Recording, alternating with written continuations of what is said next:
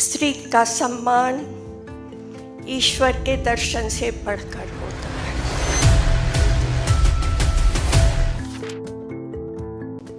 आदर सम्मान के योग्य रेखा जी, कुछ दिन पहले आपको टीवी पर बोलते हुए सुना था। आज आपके साक्षात दर्शन हुए, बहुत अच्छा लग रहा है। कुमार विश्वास जी, आपकी कविताएं सुनती रहती हूँ, आज आपके भी दर्शन हो गए। आशा करती हूँ आप एक आध कविता जरूर सुना देंगे।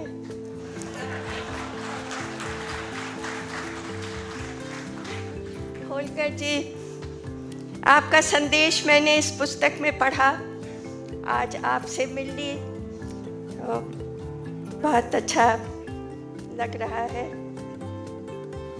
दो अदिति बैठी हैं मंच पर, एक अदिति से ही पूरा प्रकाश फैल जाता है। जब दो अदिति बैठी हो तो कितना प्रकाश होगा आप इसका अंदाज़ा लगा सकते हैं। तो वो प्रकाशक हैं, उन्होंने प्रकाशित किया और मैं समझती हूँ ये आपका सौभाग्य है कि आपने अहिल्या बाई, देवी अहिल्या की पुस्तक प्रकाशित की। और अदिति,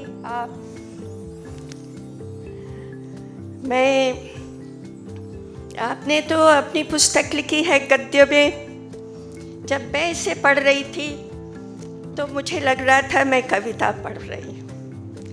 इसमें जो कविता में लय होता है, संगीत होता है, सौंदर्य होता है, वो आपकी पुस्तक में है। और क्योंकि ये देवी अहिल्या पर पुस्तक है तो उनके व्यक्तित्व, विलक्षण व्यक्तित्व की आभा में ये गुण और निखर उठते, हजारों हजार गुणा निखर उठे हैं। तो यहाँ मीडिया के बंधु आए हैं और मुझे ऐसा लग रहा है कि ये सभागार छोटा पड़ गया है। इसको इतने लोग आए हैं, सब विशिष्ट अतिथि अपनी गरिमामय उपस्थिति से इसको और प्रकाशित कर रहे हैं। मैं सबका अभिवादन करती हूँ।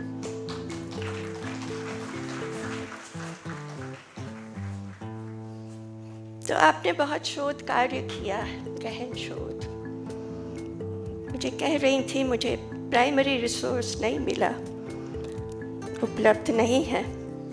हम इतिहास लिखने में उतने सतर्क नहीं रहते हैं। बहुत सा इतिहास हमारा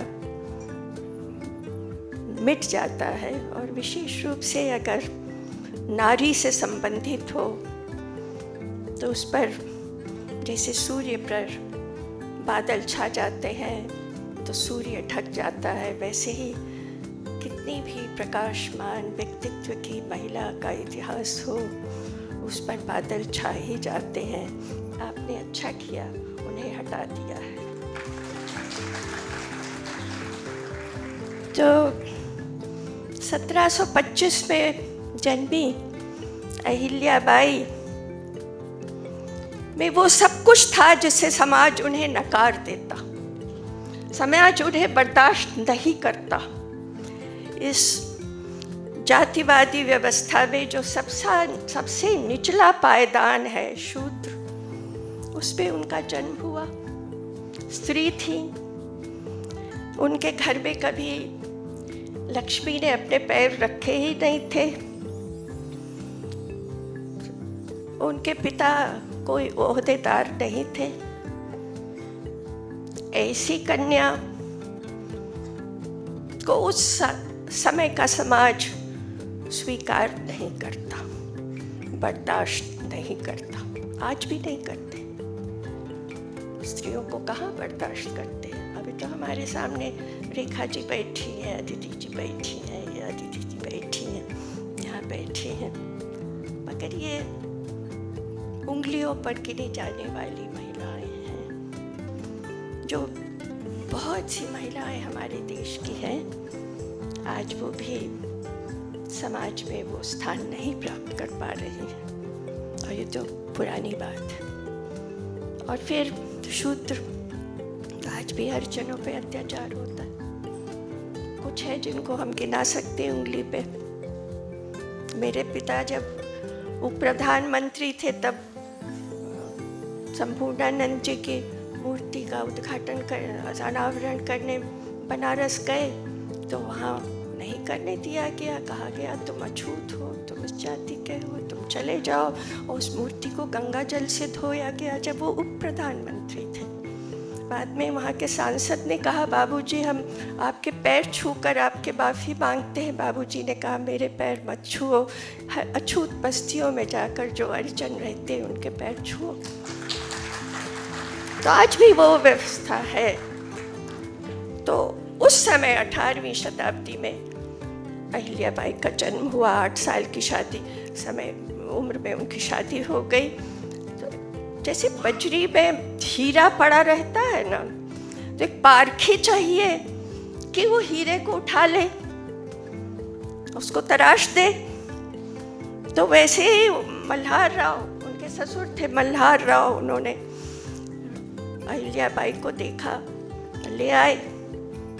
और फिर क्या कहानी है, अद्भुत कहानी है। इस पुस्तक को पढ़िए। ये कैसे हर विधा में वो दक्ष हो गई, प्रवीण हो गई। बहुमुखी प्रतिभा फूट कर निकली उद्गम स्रोत से।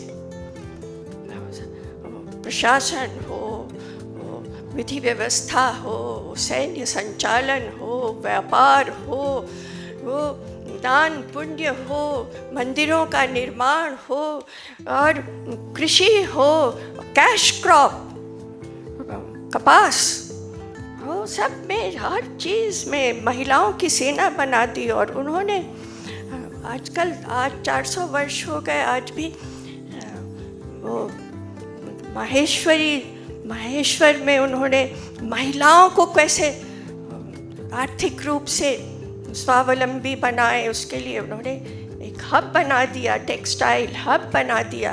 ये सब कुछ सोच भी नहीं सकता। इतने आगे की सोचने वाली भविष्य दृष्टा एक महिला हमारे यहाँ हुई, विश्व स्तरीय महिला हुई। हम भारत तक उनको सीमित नहीं रखेंगे, हम सीमित रखेंगे ही नहीं उनको किसी घेरे में, उनको स्वच्छंद छोड़ देंगे। विश्व स्तर पर वो चैलेंज कर सकती है किसी भी विभूति को। तो दान पुण्य उन्होंने किए, बहुत मंदिर बनवाए। मैं तो जहाँ जाती हूँ वहाँ मुझे दिखता है, आपको भी दिखता होगा कि अहिल्याबाई ने बनवाए। और सिर्फ बनवाए नहीं, वास्तुकला में हम लोग वास्तुकला के प्रति बड़े उदासीन रहते हैं। मैं देखती हूँ जो भवन बनते हैं मेरे, और ये आपके भी सौंदर्य पर बोध पर आघात पहुँचाते होंगे। तो वो इतनी वास्तुकला में प्रवीण, तो हर तरह से वो बहुत आगे बढ़ी हुई महिला थी। अदिति, आपको मैं साधुवाद देती हूँ। आपने ये पुस्तक लिखने की सोची। आपने विरासत में कहा है आपके पिता, वो दूसरी पंक्ति पे बैठे, आपके पिता, आप ही के कारण ये सब संभव हो रहा है। संजय पासवान जी, ये विरासत जो है ये आपकी दी हुई है। आप उस मार्ग को चुनते हैं जिस पर कांटे ही कांटे हो। सरल मार्ग तो आप चुनते ही नहीं हैं। आप हमेशा चुनौती स्वीकार करते हैं। तुमने भी चुनौती स्वीकार की। बहुत भूरी भूरी प्रशंसा करती हूँ। अंत में अगर आप 1 मिनट के लिए धैर्य से सुनना चाहें तो बताऊंगी कि पहले मंदिरों के पट बंद रहा करते थे, अभी भी रहते हैं। मेरे बाबूजी ने ये जिम्मेदारी ली कि मंदिरों के पट खोले, क्योंकि पट बंद हो गया तो हजारों हजार भगवान के वो भक्त उसमें आने से वंचित रह जाएंगे, इसलिए क्योंकि वो अछूत है। पट खोल, ऐसे मंदिर से फिर भगवान भी चले जाएंगे, पट खोलना जरूरी है। तो बहुत से मंदिरों के पट खुले। एक दफा काशी, और बहुत सद्भावना के साथ, और एक दफा काशी में काशी विश्वनाथ के पट को खोलने की बात थी। तो बाबूजी के लोगों ने कहा सब विरोध हो रहा है। मैंने कहा विरोध में मैं नहीं आऊँगा, सब जब सद्भावना होगी तब आऊँगा। तो फिर उन्होंने कहा अब सद्भावना है, आइए। चले गए। तो सुबह खोलना था, तो सुबह सुबह उनके लोग आए, बोले बाबूजी बहुत अनर्थ हो गया है। क्या हो गया? तो मंदिर के द्वार पर जो विरोध कर रहे थे उन्होंने अपने घरों की स्त्रियों को लौटा दिया, लेटा दिया। क्या किया जाए? बाबूजी ने कहा स्त्री का सम्मान ईश्वर के दर्शन से बढ़कर होता है, लौटा। तो आज इस मंच से स्त्री का सम्मान हो रहा है। ईश्वर के दर्शन से बढ़कर क्या हो सकता है? कुछ नहीं हो सकता, मगर हो सकता है स्त्री का सम्मान उससे भी बढ़कर हो सकता है। और आज इस मंच से स्त्री का सम्मान हो रहा है, एक स्त्री के द्वारा हो रहा है। मैं बहुत इस तरह इस समय भाव विभल हूँ, और मैं आप सब लोगों को बहुत बहुत हृदय से धन्यवाद देना चाहती हूँ। अनुग्रहित हूँ, आपने मेरी बातों को ध्यानपूर्वक सुना। मैं कामना करती हूँ आप स्वस्थ रहें, प्रसन्न रहें। हर रोज, जीवन के हर रोज आपके हर दिन खुशियों का इंद्रधनुष हो गए, और आप 100 से भी ज़्यादा बसंत देखें। नमस्कार।